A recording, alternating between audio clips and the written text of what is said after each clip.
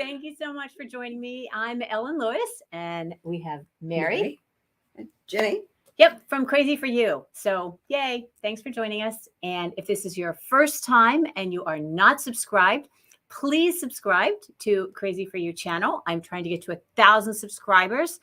What is my goal? I wanted to get to 1,000. Boy, wouldn't it be great to be 1,000 by the end of the month? So Plug your name in there. yes, just hit the subscribe. Look away. So very cool. All right. Hey, Ellen. All right. I am in an abusive relationship with Easy Poncho. Okay. I have to put this comment up because that's hilarious. All right. So tonight's episode, as you know, is all about how knitting is like a relationship.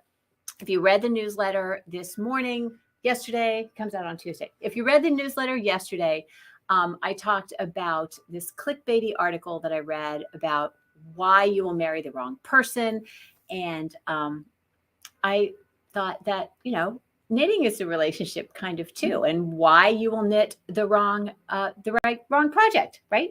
So anyway, I'm here with Mary and Ginny, and they've been married for like forever. We figured out between the two of us, it's over 100 years. Yeah. Isn't that frightening?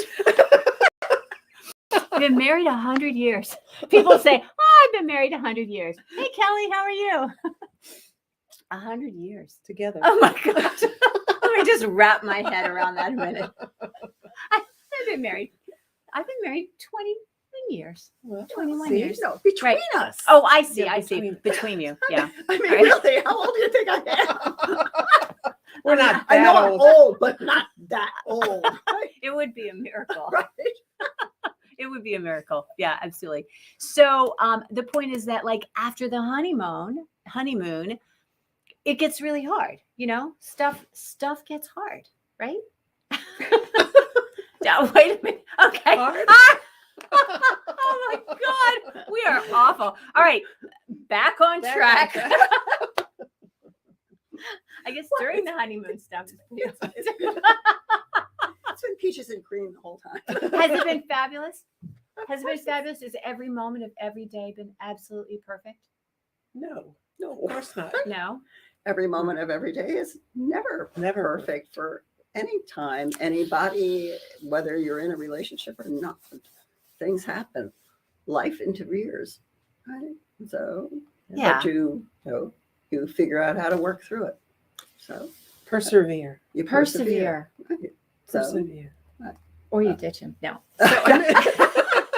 Ellen says she's in an abusive relationship what does with her Ellen say easy peasy poncho. oh, the easy peasy At poncho, first, the easy oh my peasy gosh, poncho. Ellen, I Oh. really had a moment and I thought it was like one of those TikTok videos where the person slips you a cup that says, help me, I'm in a horrible relationship. You've seen those, Yes, right? yes. Oh my gosh, I thought, oh my God, is something wrong with What's Ellen? happening Oh there? no, I don't know how to handle this. This is way over my pay grade.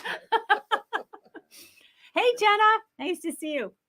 So one of the things that this guy says is that the reason marriage is so hard is because we're all a little bit weird.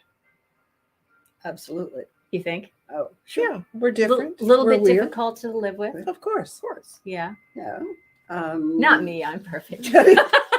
Well, I mean, I would say that I was perfect too, but I know I'm not. Are you hard to live with? I think I have my difficulties, yes, for other people, just as other people have their difficulties for me. So Right. that's the way we are.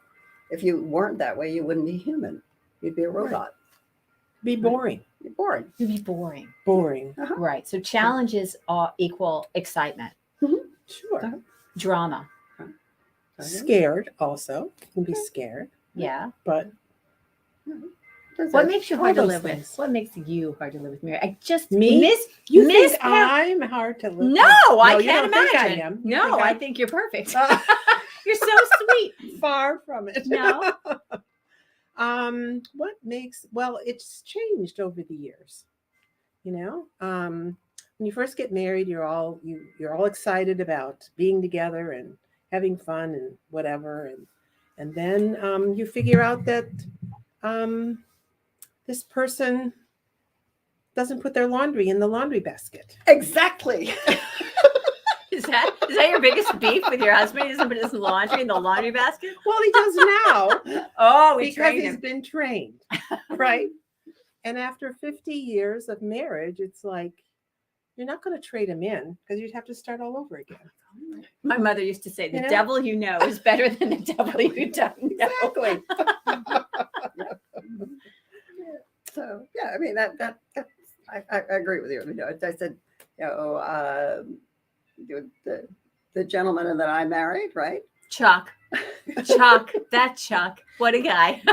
That Chuck, what a guy. That's our line. His idea of putting laundry in the laundry basket was to pitch it. Oh, because he's a basketball player. And maybe it got close to the basket, maybe it didn't. But you would have to pick it up. But he's different now. You know, He is. 60 years later, he's He's been trained. slow learner. Not really.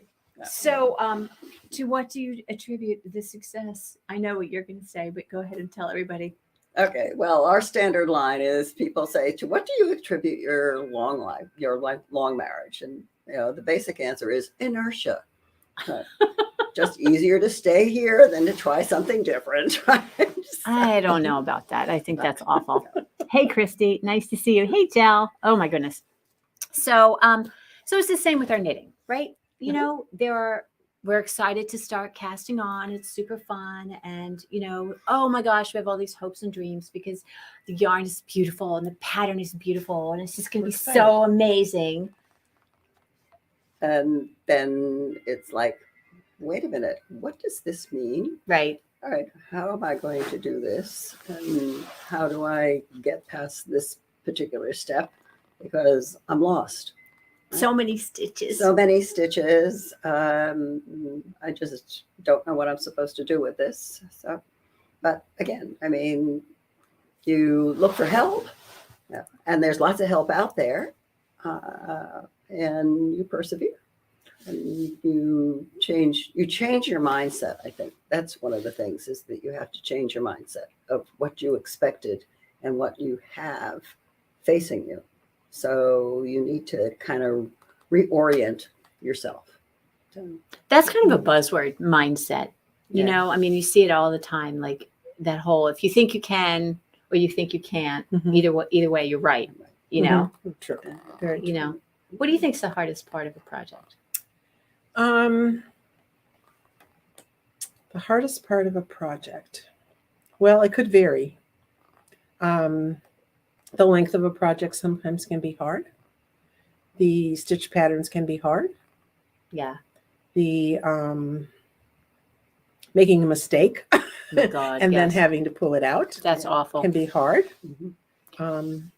But right, you have to get through it Sometimes you get Or- bored. or set it aside for a little bit. Time Take a out. break. Time out on that one. Into and the then- into the dining room on a chair that faces a wall. Yeah, yeah. What do you guys think is the hardest part of a project? Are you more likely to get frustrated and quit, or are you more likely to get bored and quit? Tell me in the comments. So we have a fun giveaway tonight. Let's see what else I want to say. So certain, like in our knitting, certain needles, certain yarns, certain stitch patterns are problematic, right? For some people. And that's different for everybody, right? We're all, every yarn is like people, every yarn is weird in its own way, Mhm. right? And it needs a special needle, a different needle that you might have. If you want something slippery, you need a metal needle or a really nice wood Rowan one. Yeah. Not that you're biased. Not that I'm biased. Again, and it's also what's in your comfort zone. If you're trying something that's outside of your comfort zone, I prefer something that's on a mid-range needle. I'm not happy with something that's up above a 13. Even that's a little tough. It's a little Something, iffy. yeah. I don't like those. And quite frankly, I don't do a whole lot of stuff that's on ones or zeros or twos or even 3s. So, but give me a 4 to a 11. 11. Right. 4 to 11. I'm pretty good with those. Yeah. But so that's what I tend to pick is patterns that are going to be in that range, and yarns that are going to be happy on that size needle. Mm-hmm. So that you tend to go with what is within your comfort range. Yeah.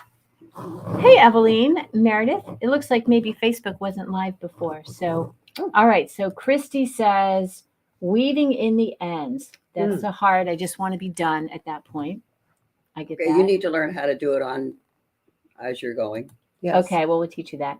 Okay. Ellen, the hardest part for me is making the spreadsheet in the beginning, understanding what the pattern says, and incorporating increases and decreases in the right spot. Is that Jenna? No, that's Ellen. Oh, that's Ellen. So Okay. that's so true, sweetie. That is just a thing. Like making the plan. Yeah. Yes. Yes. I mean, even in a relationship, we sit down. I mean, ideally, what do we want our life to look like? Did you guys do that when you Really? sat? You didn't do that? No. Really? You were just, well, Maybe we did that. Maybe that's a new thing Yeah. that we Yeah. didn't do back in the 60s and 70s. We We just just got jumped stuck right with it. in. Right. Oh my God. This is great. Yes. The hardest part. Seeing another project I want to start. Yes. Ding, ding, ding. Absolutely. Well, I mean, that's like, ooh, there's a good looking guy over there. Oh my God. We're not dead. Oh my God. Gauge swatch. All right. This is your daughter. She doesn't swatch. Jennifer, you don't swatch? Say it ain't so. No, she does not swatch. Ah, I'm Isn't so that awful? disappointed. I'll never look at you the same again, Jennifer. I still love you though.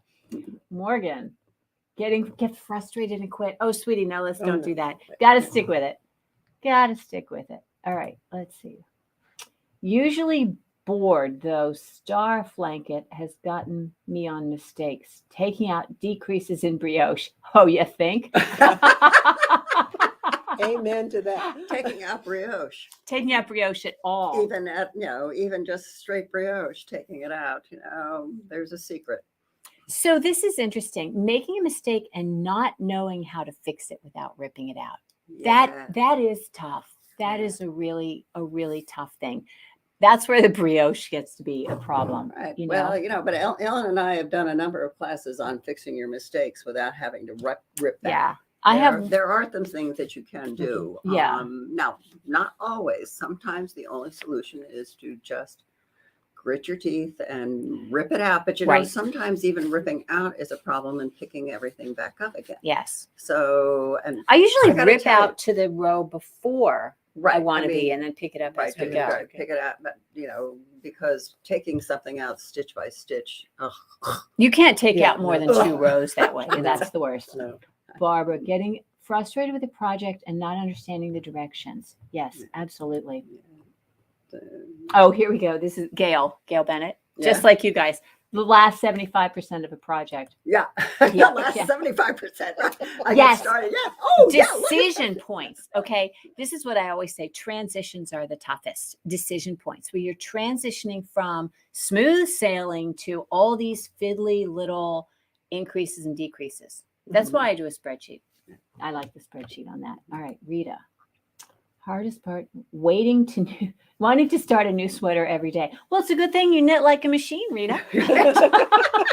You do start a new sweater every day. And I you know. finish one every other day, don't Yeah. you? Right. Jal gets bored. She's also a very fast knitter. Mhm. Oh, she does. Jennifer does swatch, but it's lame, she says. All right. Sometimes just not getting what the pattern means. Aw, thank you. Thank goodness for crazy knitting angels. That's what we should call ourselves, the crazy knitting angels. I There like we it. Too fun. Hey, Sherry. Nice to see you. Hi, Karen. My biggest challenge is not frogging when I make a mistake. Oh. Yeah. Okay. So you don't have to. I mean, if you don't want to, you have to decide your level of expectation. Well, Right? there is that line, that if you make a mistake and you do it consistently, you have become a designer. Yes, As design your long own. as it doesn't destroy the sizing of whatever it is you're making. So Yeah. there is that. You're a You just have to designer, Sherry. Did you become a know? designer. I love it. All right, let's see. Okay. So, what else did I want to ask you guys about? So, what kind of stitch patterns do you like? Anything complicated. Yeah, I like anything too. Complicated. Plain Okay. stockinette, plain garter is fine sometimes, but sticking something extra in is fun. I like boring knitting. Yeah, no. I love cables. I love, kind of twisted stitches and, anything that's going to keep my hands occupied rather than just knit, purl, knit, purl, knit. Okay, purl. so I have a question. There's a difference between, in my way of thinking, there's a difference between like a challenging project that has stuff going on Mhm. and something that, what am I trying to say here?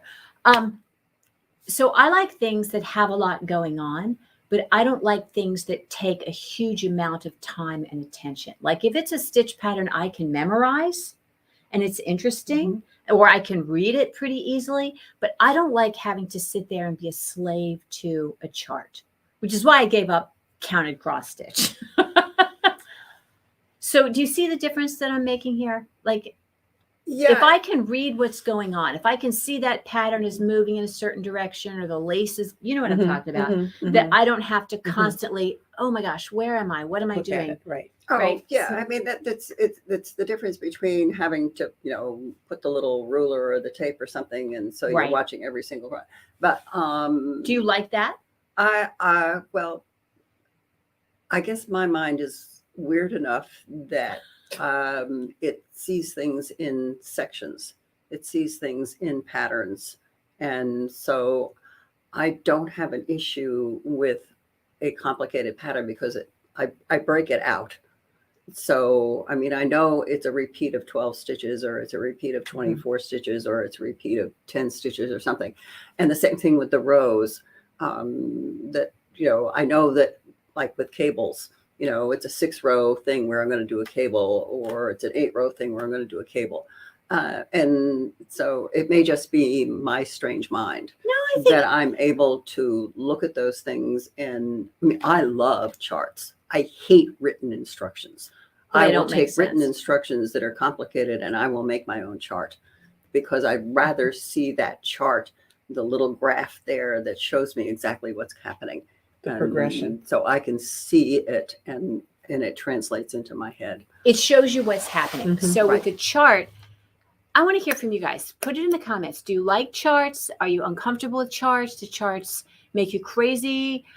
When I mean a chart, like a knitting chart, like lace, that shows you right side, wrong side, or whatever, Right. Every row is a little Those picture. decreases right? and Tell me whether what they're you going think that about way or those. that way or stuff that's Right. happening. So I Yeah. like those too. I mean, because that gives you a picture of what your knitting is like them supposed too. to look like. Yeah. Yeah. It's more intuitive. It's much easier to read a chart once you understand them, how they go, Sure. than to read written directions. Because written directions don't make any sense. They don't form a Exactly. picture in your They don't show mind. you. Yeah, They're because, just like, but and it's easy. It's really easy to have a typo in there. And you'd never know. Mhm. You would never know. Well, they also, I mean, you think about it, when you're knitting, you're going from right to left. And then if you're on a Purling. flat thing, you're Yeah. flipping it. And then the written instructions are taking you from where you just stopped and you're going back this way. And then what the problem that I've seen with people that come in here that have written instructions and they've made a mistake is they can't translate and looking at the written instructions of what's happened in their knitting because they flip their work back Right. and forth. And so they don't understand that at some point you're looking from right to left and at the other point you're looking from left to right on the It's written definitely instructions, fiddly. even though you were still working right to left. Yeah. Does that make any sense to anybody? Okay. All right. Okay. So let's see what everybody has to say. Hang on. All right. I have been trying to learn. Oh my gosh. All right. I'm way up here. New ones just to see if I can figure the stitches out. Cables and color work. I love The look of boring, but it's so boring. Yes, absolutely true. Well, hey, Jane. I've been trying to learn something new with each project. Right now I'm doing double knitting. Good for you, sweetie. That's a fun, kind of cool trick, isn't it? All right, love charts, preferred charts, chart. Hey, Pepper. Jennifer, charts. No charts, too complicated. No! Ellen, no. No. At the retreat, I'm No, going to no, show you no. how to work a chart, okay? And I promise you'll love them. It's very cool. Okay, Gail Bennett, love charts. Eveline, charts. You have to tell me your name. I can't do charts. They scramble my brain. Okay, I would love to walk you through. In fact, I have videos on this channel on how to read a chart. So go and see the video on how to read a chart. I think it will help you. Let's see. I want to learn to write a chart from instructions. Haven't done a ton. Yeah, you could totally do this, you engineer, you. Yeah, it's totally an engineering that? thing. That was Jenna. Oh, Jenna. Okay. I can do chart. Oh my gosh, Meredith prefers written. That surprises me, Yeah. darling. As good a knitter as you are. Okay, Sharon. Hey, Sharon. Charts. Oh, Rita definitely prefers written. Okay, well, we're going to have us a little moment together to teach. It's not that you have to work from a chart. It's just that I think so many patterns have charts that it's nice to know how. Again, it's like seamed or top down. It's not that you have to do seamed or have to do top down, but if you're doing a top down in the round, do it because you love that pattern and not because you don't know how to seam. Yeah, Right? That's my point. I mean, this is a top down in the round. I wore this because people say, oh, you don't like top down in the round. I do. Whatever. All right. Sherry. I memorize written patterns. Okay, cool. That works. Hey, Jamie. Maybe I'll show you and Ellen together at the retreat how to read a chart. Barbara prefers written directions. Isn't that interesting? Okay. Sandy, written directions. All right. I will definitely do that. Yes. Okay, good. All right. So isn't that interesting? It is. Yeah. I'm surprised. I am too. So I have to have a come to That's Jesus good. moment. So have you seen the chart? So there are charts written, and I think that this makes me absolutely crazy. There, when you write it, when you have a chart, I don't know how we got off onto this topic of charts, but I think it's okay. If you guys are bored, we'll talk about something else. But when you have a chart, it doesn't show you what stitch to make. It shows you what fabric to make. And I think that's the confusion about a chart, because a blank square says stockinette. A blank square says knit. Not if you're on the wrong side. On the right side, a blank See, square you says see what pearl I'm on the saying? wrong side, Right. So it says stockinette. Right. It says what fabric you're making. Whereas the charts that tell you what to do are written backwards. So they would have on the number 2. There's a designer who does that, and she writes the charts backwards. God, I can't think of her name, but she writes them and she goes, this is the way, because this tells you what stitch to make. But when you look at it, it's like, you want to talk about scrambled brain. Oh, You know what I mean? So it's like they've taken the written instructions and put them in the chart so that you know what to do. Well, Anyway, I think you'll have to show me who that is. And Yeah. what that is. And then you won't make that. And then I won't do that. No, I'll do my own. Right. So, yes, Ginny has a good point about troubleshooting. So there is definitely, if you've got a problem in the chart, you're going to see it. Yes, most definitely. Morgan, you are going to be here. All right. So who's going to be in my little chart reading, your chart reading class? Okay. You've just been assigned a chart reading class. Ellen or Jamie and Morgan are all going to be in the chart reading class this month. Okay. My mind breaks up into groups in written, where charts I have to count squares. You don't see the group of squares that do something. Yeah. Right. So, okay, that's an interesting point, because if you can take written instructions and put them into groups, I guess I'm not quite sure how you don't translate that into a block of squares and putting them into. So let me say this. This is part of what this is part of what the guy who wrote the article, the Why You Will Marry the Wrong Person article, talked about. The familiarity. You know, Yeah. we crave familiarity. That's what he says. Like, did anybody read the newsletter? Anyway, if you that in a relationship, you know, we choose partners that offer some level of familiarity. You know, however love was represented to us when we were small children, or whatever our, you know, person that was very influential in our life, however they were, we tend to choose that kind of characteristic in a partner. Yes, do you agree with that? Probably. Yeah. You hadn't thought that deeply about it. I haven't thought that deep. No, I always said that, you know, I didn't know that it was the personality so much as it was the physical of, you know, I mean, I married a guy who was tall, dark, and handsome. He is too. He still is. Tall, dark, and handsome. Right? Yeah. So, Even though he has gray hair, he's still tall, dark, and handsome. Yeah. So I mean, yeah, there was a, you know, that kind of, you know, thing. that familiarity, the That kind physical of familiarity. Bill reminds me a lot of my brother and my father. Yes. Doesn't Your he? brother. I don't know. I never knew your father. You never but- knew my yeah, father. but He's yes, he does. exactly like my brother. Even the kids are like, oh my God, Uncle Charlie's just like Dad. Is Willie familiar in some ways? Well, he's nice and cozy, and I didn't have that from my father, so Yeah. I wanted somebody cozy. Yes. I love that. And he's Danish, I do and I'm a not quarter love that. Danish, Oh, so there you go. you know. You're actually a quarter Danish? I didn't Yeah, know that. My grandmother, Oh, isn't yeah. that cool? my mom's mom. Right. Mhm. So this idea that we choose things that are familiar to us. If the first pattern you ever knitted from didn't have a chart in it, you probably got used to the written instructions, and those were familiar. So even if they are, you know, fraught with problems, that's what you got used to, and that's what you like. And then all of a sudden a chart is like, okay, no, that's unfamiliar. I don't like it. And vice versa. It's a new language. Mhm. Yeah. When you learn how to knit, you have to learn the language of knitting. You Yes. have to learn what everything means. And when you get a chart, you have to learn what the chart means. And probably my first chart was a cable. And so you've got stitches going every which way. So I colored them Oh, that was brilliant. with different colors. So I could see what went over and what went under. Mhm. Very clever.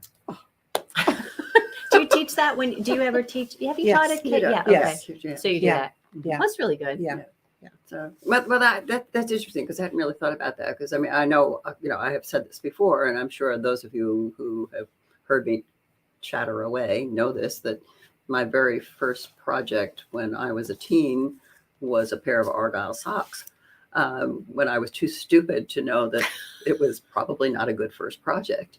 And there was a chart, obviously, because you had to do the Argyle pattern with the little bobbins hanging down. There was a Of course. chart. And I just See? assumed that that's the way knitting Right. patterns were written because it was my first experience with an actual pattern. So, you know, so that may be why I really like charts, because it was the first and it became the familiar. Yeah, that definitely supports the theory. Yeah. Mhm. Yeah, that Yeah. the first exposure you have to, you know, a pattern. Let's see what else we got here. All right. Oh, you're not weird. Oh my gosh. Does this class include wine? Yes, absolutely. Everything includes wine at my house. You're not weird, Meredith. It's all good, sweetheart. Okay, let's see. What is this? Would you mind saying what the yarn is that Ginni's sweater is made from? Oh my Alpaca gosh. Soft DK. By Rowan. Isn't that By beautiful? Rowan. This is Hollis Kim Hargraves. Kim Hargreaves. Oh, love Mhm. Kim Hargreaves. I have a fangirl crush on her. She's so awesome. Yep. Hey, Taryn. Oh my goodness. Nice to see you. It was really fun to see you on Sunday. Let's see, Jal. Oh, she colors chart stitches too. Oh, Yes, makes them so small. You have to put those in the. Have you ever taken a photo of it and like blown it up? Or they have still Xerox machines. You can blow things up, right? Yes. I haven't used a Xerox machine in forever. Yes, yeah. See, and I think too, if you've had experience with needlepoint or counted cross stitch, the charts, Right. the charts Mhm. do kind of Yep. make sense. Yeah, that's Right. K Facet. The K, who does all those beautiful things Oh. for knitting. I mean, he also did a slew of stuff with needlepoint. Yeah, he absolutely And did. so it was all, colored coordinating charts. Speaking of Kay Fassett and Kim Hargreaves and all of that, the way that they design patterns. I took a design class with Louisa Harding.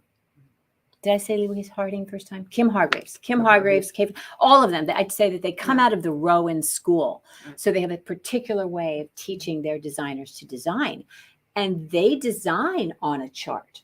I mean, they sketch it out, so that you've got your increases and decreases and all. It's like on a piece of graph paper, right? So I think it's kind of interesting. Let's see. Oh, you're welcome. Taryn, let's see what Taryn has to say. Oh, it's so nice to see you too, sweetie. So, so I think that familiarity is comfort, right? Absolutely. That's like comfort foods, right? What's your favorite comfort food? It's probably something from your childhood that made you feel cozy, right? What's your favorite? My favorite cozy food Well, is when my you favorite- want something comfort, when you is like, I just want a cup of tea. Is it Yes. really? My grandmother gave me tea as a child. Oh, So, yeah. And then the winter, of course, hot chocolate. oh yeah. Yeah. Real hot chocolate. What's real hot chocolate? Is that made with chocolate or Cocoa. okay? And real milk. Right, whole milk. Whole we milk. drink whole milk. At Whole our milk. house. It's horrible. We do whole milk and butter, Yes. So, yeah. So tea and hot chocolate. Tea, hot chocolate, Yeah. food, dinner, anything with meat and potatoes. Yeah. Because I grew up in the Midwest and that's what we had. Right. Meat and potatoes. Like, do you like My pot roast? grandparents, yeah. Oh, yeah. Yeah. My grandparents had a farm, so we had access to beef and Did you spend a lot of time with your grandparents growing up? yes, a lot of time. I can tell. I can tell. You get this warm feeling when you talk about your grandparents. It's so sweet. Yes. Your grandma was special to you. I had both my grandmothers, both my grandfathers, and a great grandfather, Wow. and they were all loving, soft, cuddly people. Oh, nice. And I love my parents, but my parents were not lovey and cuddly. Well, I think it's a grandparent's job to be that way, right? I mean, think look so. at how you Well, are. I with was your a cuddly mom too. Yeah. But with my grandchildren. You can talk about some spoiled kids. No, They're not spoiled. They're just well loved. They are well Which is loved. good. They are well loved. Yes. All right, let's see. Teriyaki chicken and rice. That's because you grew up in Hawaii, girlfriend. Yes, indeed. Yes. Jennifer, what's yours? Girl Scout What do you remember cookies. from your childhood, Jennifer? All right. Oh, Rita. So she's from Australia, and her comfort food is Vegemite. I love that. Oh, I love that. She spreads it on her toast in the morning. What's your comfort food, Jenny? From when you were little? from when I was little. Or no, I mean, it doesn't have to be. It can be like when your kids were little or whatever. What do you? I don't know. I think you need to ask my daughter. All right, Jennifer, do tell. Tell. But what I do remember, my grammar school was across the street from where I lived, just across the street. And so, when we went to school from 9 to 12, and then from 1:15 to 3:15. And I came home for lunch because I was just across the street, right? I mean, most people did. But at 3:15, I would come home, and in the afternoon, there would be the cup of tea, right? And my mother was Scottish, and so there would be cookies or scones or something like that. Scones, not Scones, yeah. Scones, sorry. But there would be some kind of pastry and a cup of tea, right? So that was kind of the thing in the afternoon. So that, I got away from that as I grew older, but I do remember that as being the kind of cool thing to have in the afternoon after school. So, yeah. Isn't it funny? I always made tea for my kids when they came home from school. That was their afternoon thing. And we would have like a cookie or a little, Right. bite of sandwich or Yeah. something. Yeah. Yeah. But I didn't do that with my kids, No. and Jennifer will tell you. That was Poor Jennifer. She poor just suffered. Jennifer. She was She didn't All depressed. get right. that. Jennifer, Texas hash. Texas hash. I knew you were going to say that. I knew you would say that. All right. So tell us. All right. Let me see what everybody else has to say. Pizza. Yes, indeed. Fried potatoes. Where did you grow up, Kelly? Fried potatoes. Bread or rice pudding? Yeah, bread pudding. That's definitely a comfort thing. Let's see. My mom made me Welsh rarebit. Yes, when I was sick. Oh my good. And Carolyn. Hey, Carolyn. How are ya? So my What's yours? I love, okay, so when I was a little girl, my mom was not the greatest cook in the world. I mean, she was okay, but so she used to make tuna noodle casserole, and everything I remember, everything I ate started with a can of mushroom soup. Well,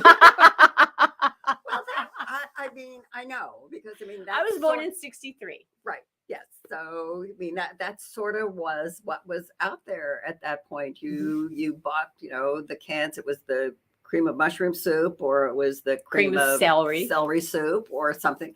That's what you did, was you put together these casseroles that had those. They started with a can of soup. Yeah. And then Lipton came out with those dry soups. Yes. Yeah. And that was a whole new world. Mhm. Fancy. Yeah. Chefing it up. But no, the Texas hash, I can tell you, the Texas hash that Jennifer talks about, that was a recipe that I learned from my mother-in-law, because it was something that she made for her family. And I thought that this was a old family recipe. And then I found out that she actually got it from one of her neighbors. Right? And so, we always attributed this to Polly, her neighbor, Polly, who did the red. And then, Well, what's in it? it's in the Betty Crocker book. It's in the Betty Crocker cookbook from back in the 50s, right? The red and white checkerboard one. Yeah. Oh my gosh, I love that. I had that book. They have the best brownie recipe. Oh my gosh, those. So it wasn't an So original yummy. at all. It was just something that was in a Betty Crocker cookbook. No recipes are original. All right, let's see. Minnesota. Okay. Yes. So Minnesota. It's close to Wisconsin. Yes. Yes. Right. My geometry is not that good. Geography. I know. My geology, nor my Upper geometry, West. nor Nor your geography, nor any of those geos, right? right. All those are not that good for me. But yeah. So did they have on your fried potatoes? Did they have the cheese curds? Is that a thing? Cheese curds are from Wisconsin. Oh, okay. Beer battered Minnesota. cheese curds. Yum. That sounds yummy. Tapioca. Hot dish. Okay. Cool. See all this stuff. Isn't it great?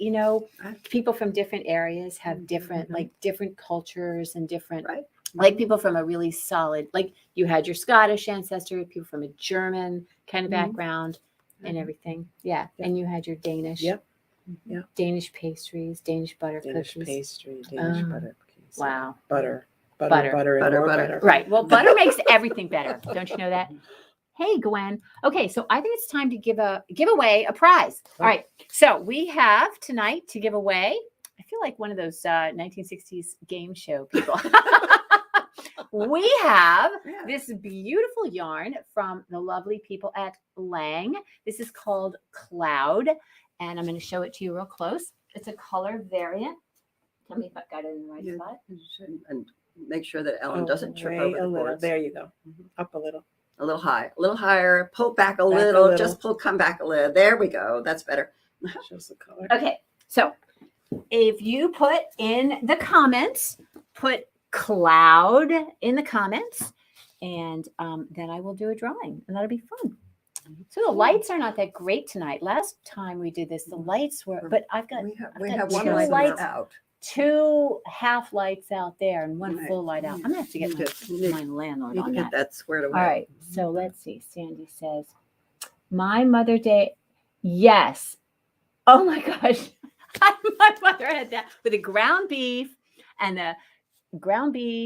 like my mother always sauteed an onion and the cream of mushroom soup and some kind of vegetable, and she put it over potatoes or rice. My mother always put it over toasted hamburger buns. God I bless tell her. you, It's like the sloppy the joes. Washington Post had a thing last week about retro recipes. Mm. And a lot of them, I was talking to my husband about it, and I should have been on that Zoom call or, the online conversation, because when our kids were little, and Jennifer was little, a lot of foods were made with hamburger, because at that point you could buy hamburger for 44 cents a pound. Right. And let me tell you, we ate hamburger at least twice a week, because at 44 cents a pound, you could afford that sort of It was thing. totally doable. So, and one of the things that people were talking about was that there was Texas hash that had the hamburger, but it was like Swedish meatballs and porcupine balls, oh my God. which with had the rice Okay, in them. Right? hang on. I'm gonna draw. All right. Let's draw. Whee! Here we go. Draw. Why is it not drawing? Oh, I have to go up here. Yay! To click on the spot. I have to click on the spot.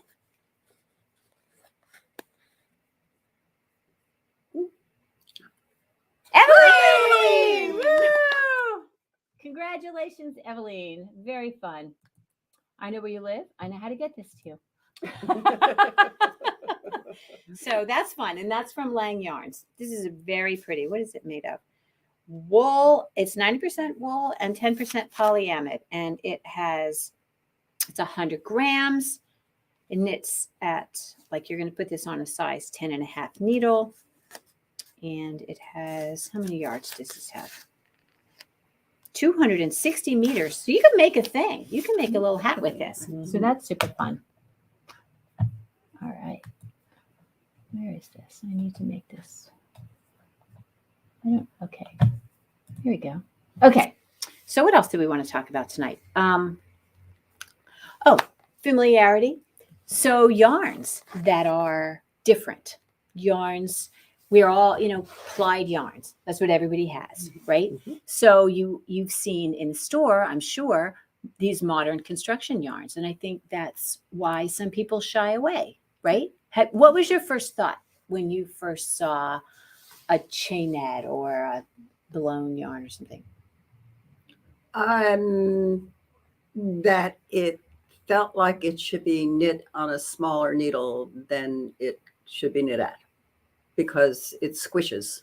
It's very squishy. It's very fluffy. You thought it needed to be knit on a smaller needle? Yeah, it was like, okay, how can I possibly put this on the needle that it recommends? Mhm. Because Right. it's not gonna be, It's not going to work. it's not gonna work. It's not gonna work. But what you found was. But what I found was it worked. It Yeah. worked. And it was really pretty, and it worked, worked well. at What was they your were first thought? recommending. Did you like it?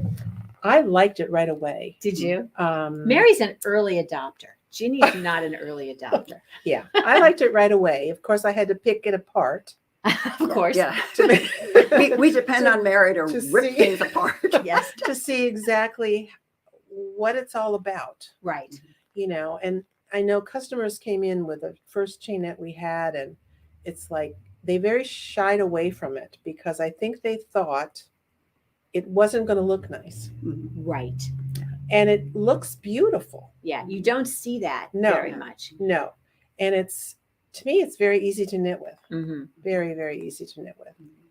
Well, I like it because it's so bouncy. And I think that's part of what you were saying, that, putting it on a size 10 needle, if it's a worsted weight yarn, but you have to knit it on a 10 because it's so stretchy. Because it's so stretchy. Yeah. Right. Mhm. So I have another to give away. So don't feel bad. If you're not Eveline and you didn't win it this time, we have another one to give away at the end. So stay tuned. Yeah. And I think too, I did a podcast on chainettes. Yes. So there's all kinds of different aspects of chainette. Mhm. The number of stitches, how loose or tight it is, how long each Mhm. stitch is. I mean, the yarn is as varying and complicated as knitted fabric. Absolutely. Absolutely. And then the new blown things. Now that's another ballgame. Right. What do you think about that? Do you I like it? those too. Yeah. Yeah, because they're fluffy, they're soft. So they're there's very tube soft. yarns. I think you're talking about tube yarns, Mhm. right? Where there's a knitted tube and then the stuff. Mhm. Do you guys know what we're talking about? So they have like a So if you've used Alpaca Classic, or you've used Katya Cotton Merino, Cotton, yeah. or if you've used Woolfolk, I can't remember what that one is called. They have one, but it's a tube, like a little fine chainette tube, and then fibers are blown into it. Mhm. So what did you think about that one? I like them. Did you like that I one like- right off? Yeah. Oh yeah. Mhm. Yeah. They just, I mean, even in the skein, they feel wonderful. Well, they're so light. And they're Yeah. so light, and you get a lot of yardage. Yeah, I love that. A lot of yardage. Yeah. So that's always good. I think it's just a matter of getting used to them. They feel different. They feel different, and they they look different when you're working with them on the needle. And it's just a matter of, as you say, what you're familiar with, and that you look at it and you feel it, and it's like, this is different. This is just strange. But it doesn't take long to realize what, the fabric that you're creating looks great, and you get used to the difference in working with it. Do you guys find, so obviously chainette yarn is very stretchy. Mhm. Do you find that tube yarns have less elasticity than plot? Certainly less than chainette, but about the same stretchiness, elasticity, or less elasticity than typical plied yarns? What are your thoughts? I think they have more. Do you? Okay. Yeah, I think they're And- stretchier. I think they're stretchier than the plied yarns. And I think you need to not use your really sharp needle. Yeah. Yeah. Right? Mhm. Yes. Mhm. Yeah, there is the difference in the needle and what's going to happen with the yarn, working with the yarn. Yeah. So it is like a relationship, It you is. have to know, like my adjust husband it. is very sensitive. If I say something, he's like, "Why are you mad at me?" Like, did I even raise my voice? You're mad at me. I'm not mad at you. But you know what I mean? So you can't use a sharp needle with Bill. You have to use a gentle needle. Gentle needle. I'm not always good at A that. blunt needle. Not be so blunt. So blunt. So there's another kind of yarn. We haven't seen that much of it, but do you guys remember from Wool Addicts the air? So that's what's called a core spun, or a actual blown yarn, and the fibers are blown and they catch on this central core. Do you know what I'm talking about? Yeah. So I And they're love real that kind of fuzzy. yarn. Yeah, you do. Yeah. You don't? I don't think so. No, you don't like that one? Oh my gosh. That one I don't. So you didn't like air? No. I didn't like Trust, with the brown one. I didn't like that one. The big bulky one Yeah, I didn't okay, like, the but big then there was the bulky one that, you know what I mean? We did the streetwear hat out of it. Oh, yeah. Yeah, I didn't love that yarn. So, okay. All right, let's see. I am not familiar with those yarns. Are they more of a bulky weight? So, no, actually, you can have a chainette yarn in, any weight. Like, Say what? this is a chainette yarn. This is a worsted weight. I'm trying to think if there is a bulky chainette on hand. There's also brushed yarns that have a different kind of feel. That's a little more familiar for folks. I think the brush. So what is a bulky? Do we have a bulky chainette? chainette? Bulky chainette. I know I we don't. Yeah. Oh yes, Merino Aria. Yeah. Merino Aria is a bulky That was chainette. Right. But you can have them as fine as, sport weight, or I haven't seen a fingering weight. Yes, I have. Love. Mhm. Wool Addicts Love. Well, Addicts Love. Was a right. Yeah, fingering that weight was several chainette. years ago. That You they came used out. that, Jenna. Did you like it? Let's see. So the streetwear hat was the first hat I made, and it's my running hat. So it goes out with me in the wee dark hours of the morning to keep my head warm. I love it. It's a super, super warm yarn. Very interesting. Yeah, needles. So yeah, Taryn is making the point that she never thought about needles making a difference with your yarn, but yeah. huge difference. Yeah. Right? Some yarns, I think we talked about this last time. Some yarns really cry out for a blunt needle, Mhm. And, And, yeah, I think we were talking about the the bouclés and stuff. You Right. don't want a sharp Very sharp either. pointed needle when you're working with a bouclé, because No. it's just going to They catch get all of caught. those little bumps, They get all caught. those little loops, right? So, yeah. So, which is why you need to have an assortment of various kinds of Of needles. Needles, Yes, right. absolutely. It is true too. I mean, it sounds ridiculous. Right. I mean, guys, they don't get it until I say, how many ratchet sets do you have? Yeah. And how then they're many like, hammers? right. Or how many screwdrivers? How many screwdrivers? But I mean, the whole ratchet set is just like the interchangeable. Mhm. So they sort of get it. Yeah, You that's know, true. and then you just like, you don't skimp on your tools. And they're like, Mhm. yes, honey, you should get some good Mhm. tools, which is, I love that. Yes. because, Yes. because then they like validate it, you know? Yeah. And the tools we have now are so much better than when we started. yeah. Okay, so what did you Yeah. have when you started? This is an example of what you're familiar with is not necessarily better. Are we allowed to say names of Oh, boil needles? boy. The Oh, old yeah. aluminum things. did you have those? Yes. Yeah, I Uh-huh. do too. Yeah. That's what I learned on. Mhm. That's what I Well, learned. that's all there was. That's all there was. I mean, I got to tell you, I mean, where did I buy my yarn and my needles? I bought them at Woolworths 5 and 10. Yes. Because that was the only place that you could get them was Yes. Woolworths 5 and 10. Yeah. You know, there was no such thing as a yarn shop. Really? Not where I grew up, which was outside of New York. I mean, Isn't that so- interesting? There was a yarn shop. I grew up, I learned to knit in college and I bought my first. Well, that was 20 that years was- later. Yeah, right. We're talking way back. Sorry. I hear you. You know, but then came the plastic kind of needles Right. also. Hmm. Do you remember which- when the Quicksilver came out? I thought those were pretty awesome. They had the Teflon coating. Yeah, that Yeah. was a Susan Bates. Susan Susan Bates. Bates. Susan Yeah. Bates ones. I still have stuff that are Susan Bates. Yeah, I do They're too. still around. Right. So, And circular needles were new. circular needles? When do you I- remember first seeing circular needles? Mm. They had them when I started knitting, but it wasn't the go-to.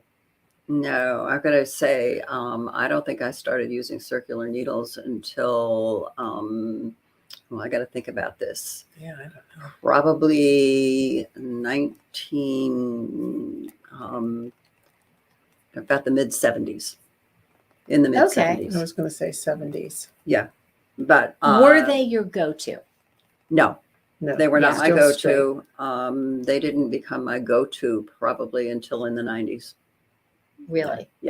Mhm. Because So they were your go-to before you started knitting here, before you came here. So they were your preferred needle. I had, yeah, but actually, but you know, I started here when in 2000, you opened what? 2007. 2000, no, it was before that. You know, I opened in 2000. 2004. Right. So it was around 2005. Okay. So, you know, I've been here working since That's what I 2007. meant. Yeah, that's what I meant. When I said 2007, I meant when you started working. 2007. Yeah, it's been a while.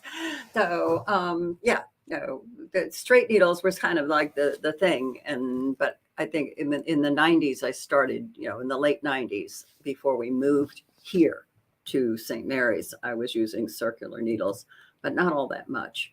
You know. Yeah. So Sandy is remembering the Denise interchangeables. Oh Uh-huh. yeah, Yeah. those were, I think those were they like the first They- interchangeables I that think they came out? were. think They they were were, like one of yeah. the first for Yeah. sure. And I remember Plymouth had some. Those Denise ones were pretty awful. All right, Anamar, what are the best for Rowan Tweed Haze? I like the fabric, but hate working with that yarn. Oh my gosh, it's so beautiful, isn't it?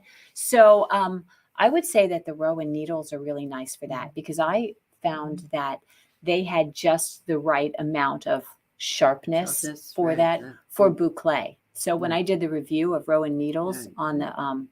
on the podcast, I tested them with boucle, with a soft boucle. So I think it went really well with that. And you might want to try something that's like not super sharp. So like if you're a Chow Goo girl, you might not like it with the Tweed Haze. What did you use when you knit the swatch?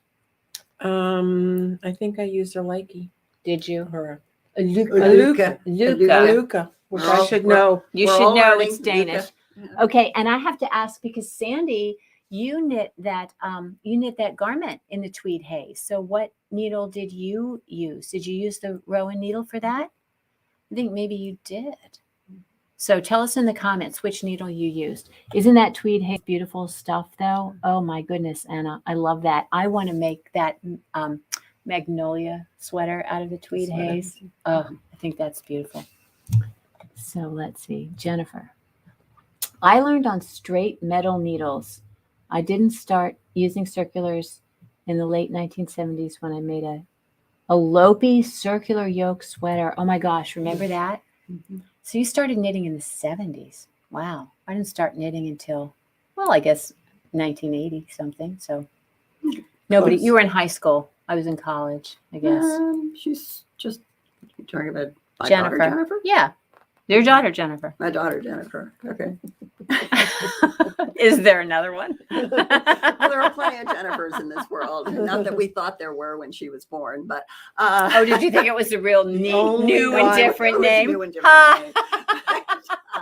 name. Yeah, so I mean, she's only a couple of years different from you. So Yeah. I can't remember if she's older or younger. she's older than you. Older. Okay. Yeah. All right. So You're, are we you're almost- between her and my son.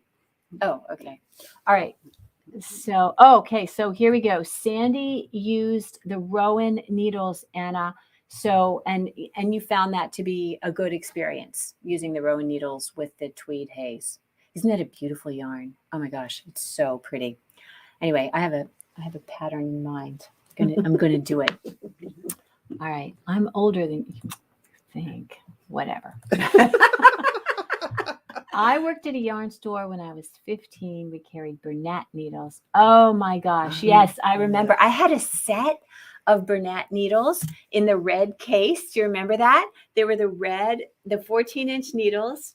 I had my mom bought it for Christmas. And it was I was so excited because it had all the way up to 11s.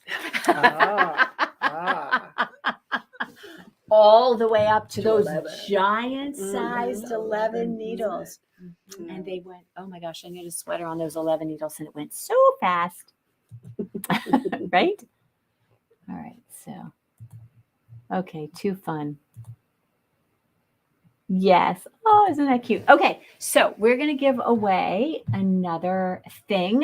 We're going to give away, this is a skein of Juniper Moon Cumulus Rainbow.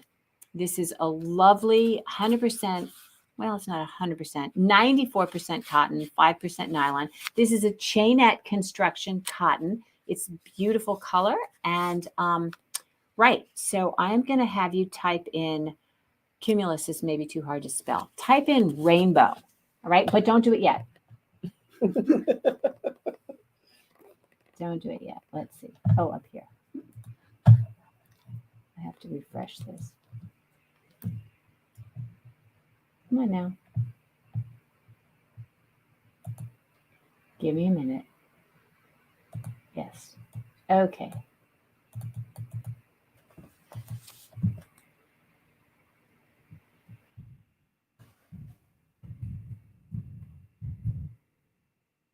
Let me make sure that's in there. Yes. I can't see. All right. Ellen does So- all the techie stuff. We just sit here We and just watch. sit. Okay, so now everybody type in rainbow, okay? Type in rainbow. Yes. We should do Magnolia as a knit along. Has it, Meredith? Yes. I think that's one that I'm gonna actually that's a secret. I'm putting it out in the newsletter as our featured pattern. I think it's really fun. So type in rainbow. Rainbow, rainbow, rainbow. Yay, everybody. Okay, I'm gonna give you one more minute.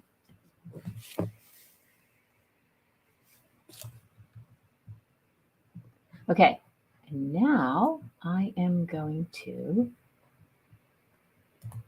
draw. Yes, I do this way. I come up here and click up here. Oh my gosh.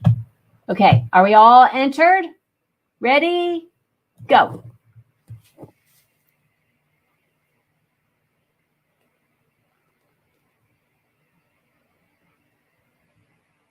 Yay, Sherry! Woo! Okay, awesome. Let me bring my thing back here. Where's my mouse? There it is. So you guys, I have 2 screens and it's so fiddly and my mouse pad sucks. All right. So this has been really fun. Good. Yeah? Did you have Yes. fun? Yes. You're such a good sport, Mary. You should see Mary and me. We're just up here on the sofa together. Yes. All right. So thank you guys so much for joining me. If you joining us, Us. Join us. yep. If you are not subscribed, please subscribe and tell your friends, share the video podcast, and tell everybody you know. So until next time, keep knitting and create something beautiful. Take Bye-bye. care. See you guys. Bye.